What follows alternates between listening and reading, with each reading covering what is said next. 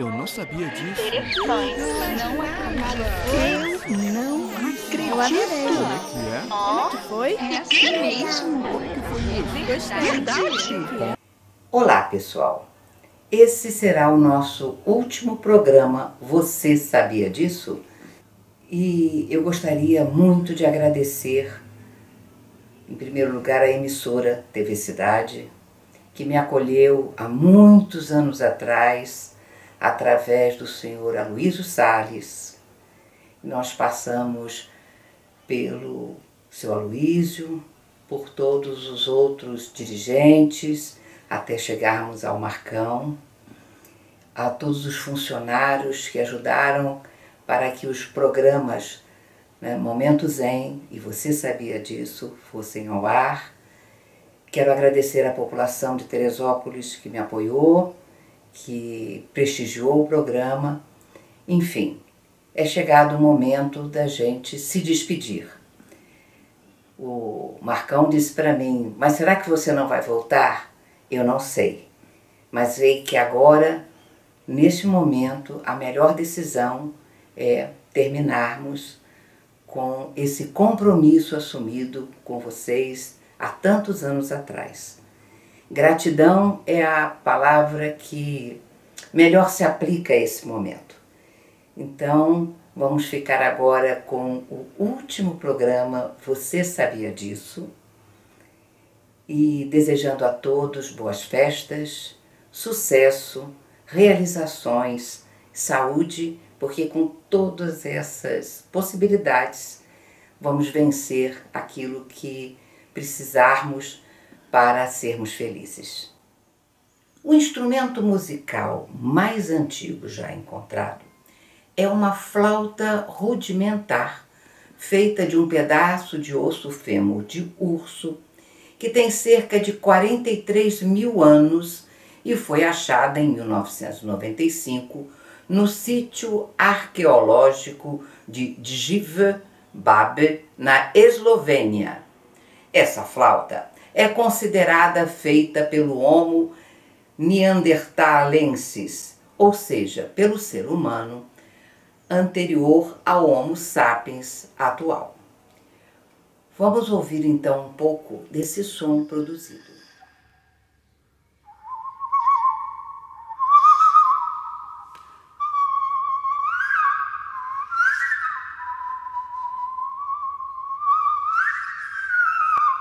Também temos uma flauta de osso de abutre, encontrada numa caverna da Alemanha, que tem cerca de 35 mil anos. Ela possui 22 centímetros, 5 furos e uma extremidade em V. Outra flauta muito antiga foi encontrada na China e tem 9 mil anos. As primeiras flautas eram feitas de ossos de animais e tinham de 2 a 4 furos. De acordo com pinturas em cavernas, podemos afirmar que a flauta existe há pelo menos 60 mil anos. Existem atualmente diferentes tipos de flauta, sendo a mais conhecida a flauta doce, que é de origem medieval. Ela é feita em madeira, com vários tamanhos, e sua principal característica é o bico que canaliza o ar soprado pelo flautista. Tem flauta transversa também, chamada flauta ocidental de concerto, e que inicialmente era de madeira, porém hoje ela é, em sua grande maioria, confeccionada em metal. Já a flauta piccolo ou flautim tem origem italiana e é muito semelhante à flauta transversa, sendo a principal diferença entre elas, além do tamanho, o tubo cônico que consegue produzir sons mais agudos. Já a flauta transversa barroca é tocada de modo transverso, mas seu uso é limitado às músicas do período barroquino. Ela é de madeira, tem apenas uma chave e substituiu a flauta doce nos concertos. Já a flauta de Pan É composta de vários tubos de madeira de tamanhos diferentes e cada um serve para uma nota musical, sendo fechados em uma das extremidades. Essa flauta nasceu na Grécia e se dizia que seu som lembrava a voz da ninfa. Depois, ela se espalhou por vários outros povos. Inicialmente era usada pelos pastores nas ilhas Cíclades e possuía de 4 a 18 varas atadas com junco, linho ou cera e tocadas com ambas as mãos, produzindo um som muito rico. Finalmente, temos a Tin Willow, ou apito de latão, que é feita de metais mais baratos, com o bico em madeira ou plástico. Tem sua origem na Irlanda e, embora seja parecida com a flauta doce, tem menos quantidades de orifícios. Nas Américas, nós temos a flauta nativa americana, que busca o som que se assemelha à águia e é um som andino. Ouça um pouco dessa flauta.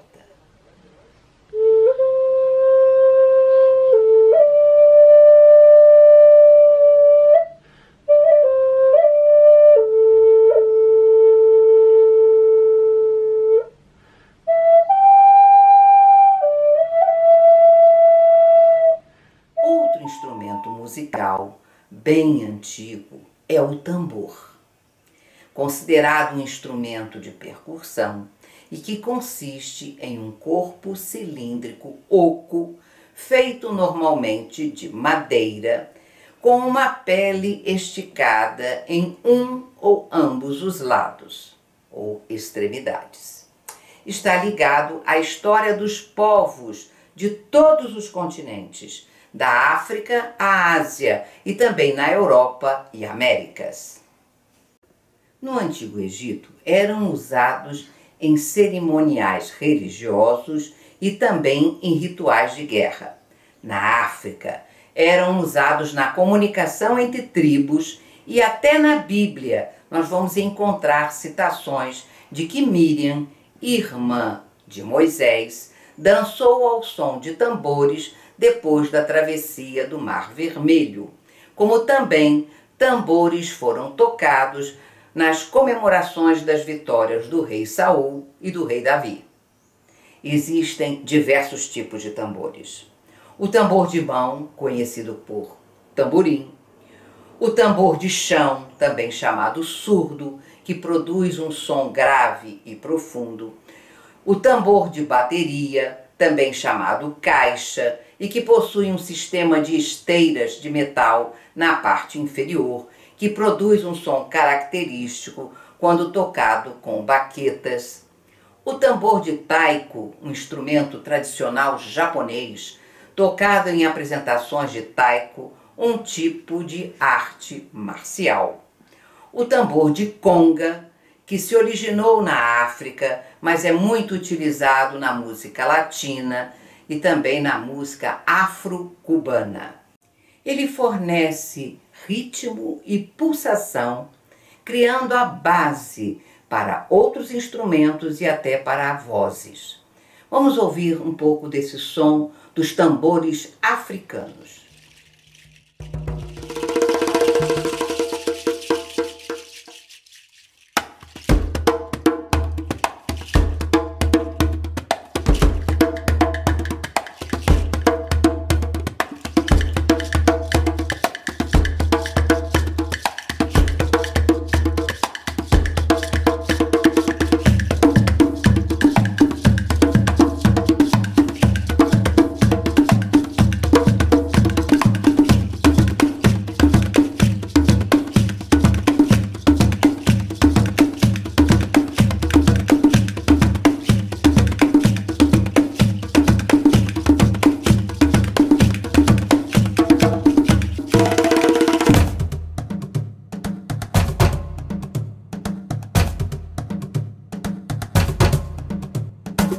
Em diversas sociedades, os tambores estão ligados a rituais religiosos e é um instrumento versátil, tanto em formatos como tamanhos.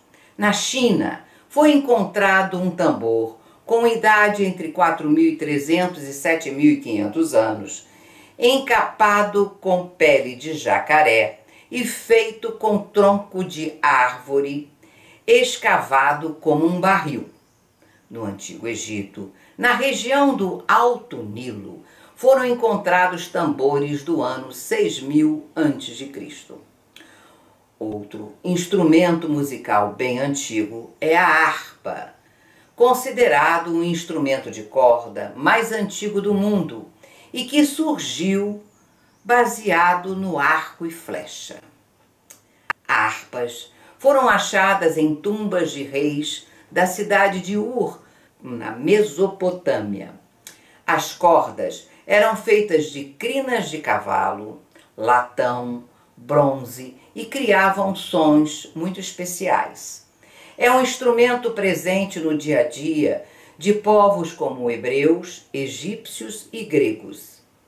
A lira dos gregos também faz muito sucesso na antiguidade, e embora os dois instrumentos tenham similaridade, a harpa sempre teve a forma triangular e a lira não. Nós sabemos que a harpa era adaptada em várias regiões do mundo. E a África possui diversos tipos, como a cora, a da Tanzânia, a enanga, a de kundi, a kabum e o quinor hebraico, ou harpa de Davi. Essa harpa de Davi, na verdade, era uma lira hebraica portátil, contendo de 5 a 9 cordas, semelhante ao instrumento encontrado na Assíria. O fato é que desenhos de harpas foram encontrados na tumba do faraó Ramsés III, em esculturas gregas antigas e nas cavernas do Iraque. A harpa com pedais só foi inventada no século XVIII e aperfeiçoada pelo francês Erard em 1810. Chegou à América pelas mãos dos espanhóis e no Paraguai ela é tocada com as unhas. Existe também a harpa céltica ou folk celta, usada para músicas tradicionais na Irlanda e na Escócia e que tem este som.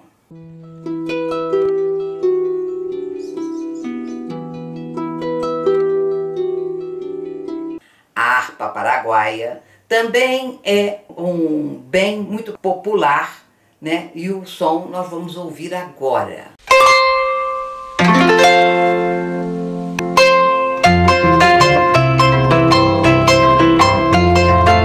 Um outro instrumento musical muito antigo é o sheng, ou órgão de boca. Foi criado na China e não tem nada a ver com o órgão que nós conhecemos. O sheng é um instrumento de palheta livre de boca e foi o primeiro instrumento musical a utilizar um sistema acústico acoplado entre uma coluna de ar e uma palheta livre. O sheng tradicional é composto por 13 a 14 peças de tubos verticais feitos de bambu de diferentes comprimentos, montados juntos em uma base. E é o chamado aerofone, um instrumento polifônico que tem popularidade como instrumento solista. Ele existe provavelmente há mais de 5.000 anos e possui este som.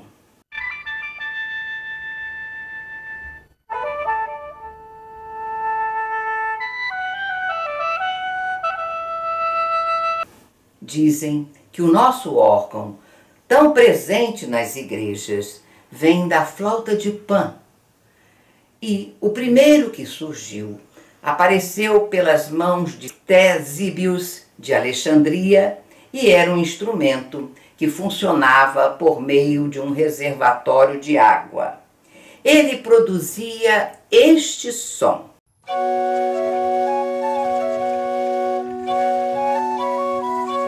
Depois veio o órgão pneumático, que substituiu o reservatório de água por foles, que inicialmente eram acionados por foleiros e hoje por meio elétrico. Vieram outras alterações, como a introdução da pedaleira.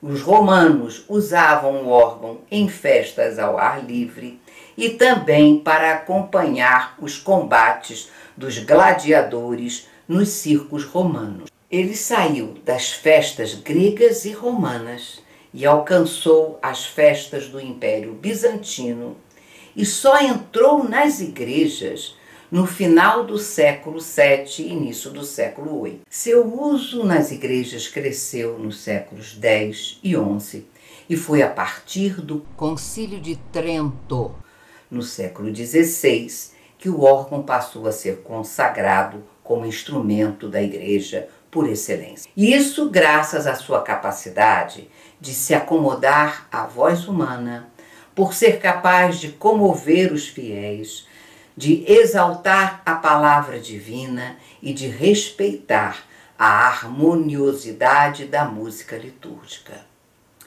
Isso, claro, na Igreja Católica. Ouçamos então um pouco deste som.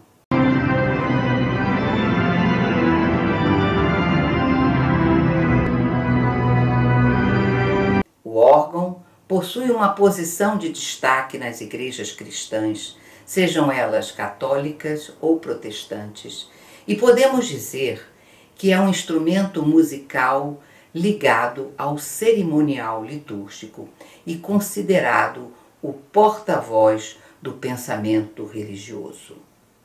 Você sabia disso? Eu não sabia disso. Não acredito. Eu não acredito. Eu adorei. Como é que é? Como é que foi? É assim mesmo. Como é que foi isso? Verdade.